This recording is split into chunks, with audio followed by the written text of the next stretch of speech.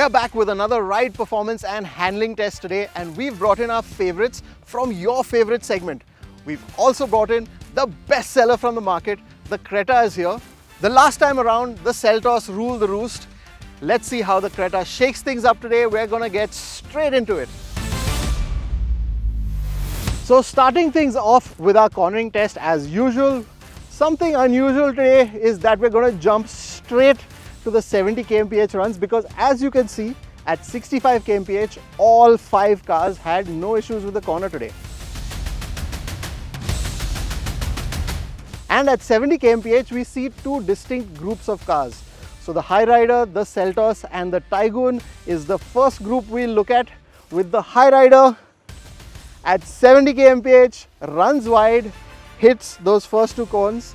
Now the last time the car was here, ESP kicks in really early, even at 60 kmph and 65 kmph. And at 70 kmph, well, with ESP kicking in, it's just running a little wide with a little bit of understeer, and it can't hold a tight line through that corner. With the Seltos as well, 70 kmph is just too much for this corner. It can't keep a tight line, and 2 cones killed with that. Moving on to the Taigun now, and the Taigun also drifts wide, just about knocks over those 2 cones. It still manages to keep a tight line, but it's not as stable and as predictable as you would like it to be at 70 kmph. Moving on to the top 2 cars then, that is the Elevate and the Creta. The Elevate, as before, very consistent, very stable to the corner. Yes, it does knock over just that last cone and almost clips the yellow cone as well.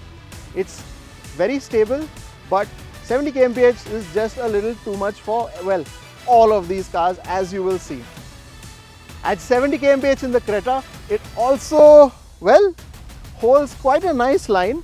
It does drift just wide enough to hit that last cone, and as you'll see when we show you a freeze frame of the cars once they pass the cones, the Elevate and the Creta, clear winners, but the Creta is inside that white line.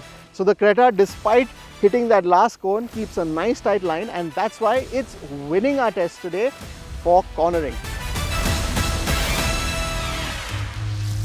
We are again rebadging this segment Performance because of the amount of choice offered to buyers here. So rewarding both outright acceleration as well as cars that give the buyer the chance to choose his level of excitement. The Kia and Hyundai shared powertrains means that the Creta joins the Seltos in top position for both the choice of diesel, petrol and turbo petrol options, as well as brisk acceleration from the turbo petrol.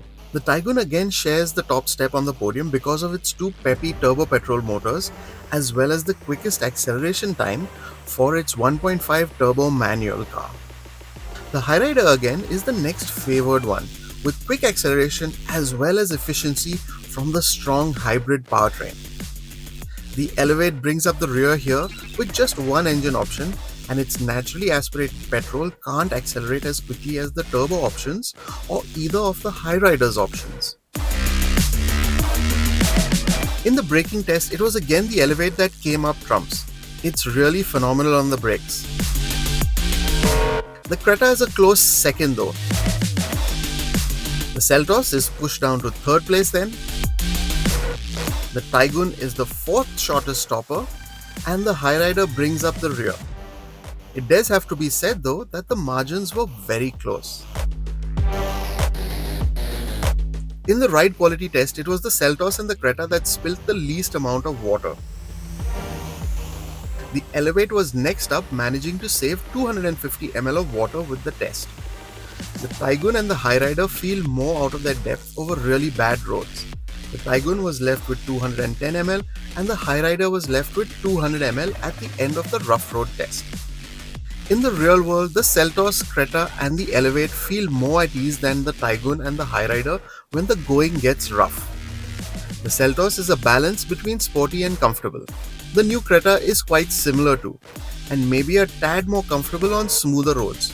They are both composed at highway speeds and still very comfortable around town. The Elevate is more comfortable at slower speeds than the Seltos, but at highway speeds, it does feel like there is a little more movement over undulations. The Taigun and the Hyryder are better suited to smoother roads and are quite closely matched on highways and city duties to the other three cars, but they both are noticeably more unsettled over bad roads. Time now for the results, and bringing up the rear is the Toyota Urban Cruiser Hyryder, again commendable for its hybrid powertrain with both performance and efficiency, something that the others can't do. Next up is the Volkswagen Taigun. Its strength, of course, is the performance from that 1 litre or 1.5 litre turbo petrol engine. The turbo petrol manual is the quickest car in the segment. A good choice for a city car and the only one here that's received a 5-star global NCAP crash safety rating. The Honda Elevate's strengths are its cornering and it does break the best out of all 4 cars. But it is let down by the performance from that 1.5 litre iVTEC engine. Honda have also released a small update that makes 6 airbags a standard feature across all variants in addition to other small feature updates as well. The Kia Seltos is now a runner-up. It's great at a lot of things as you can see from the points table and especially the choice it gives to buyers. And it only loses out to the Creta in cornering and braking performance. The Creta takes the win then. It's everything that the Seltos is and just a little bit more. By winning 3 out of the 4 tests, there was really no beating this crazy all-rounder. A deserved bestseller? Which one is your favorite in this segment and why? As always, subscribe, hit that notification bell, and we'll catch you in the next one.